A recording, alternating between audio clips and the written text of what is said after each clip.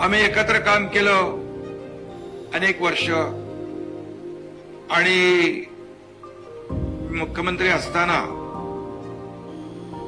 अतिशय मोठी जी मुख्यमंत्री माझी लाडकी बहीण योजना आम्ही करण्याचा निर्णय घेतला।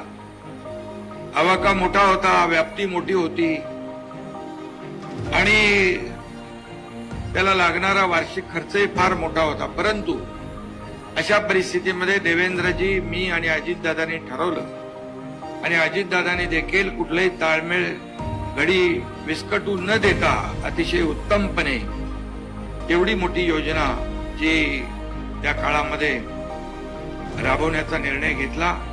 त्यावेळेस उत्तम असं अर्थ तज्ञ म्हणेन मी, उत्तम अर्थ खात्याची नाळ आणि जाण असलेला नेता म्हणून मी अजितदादांना त्यावेळेस पाहिलं।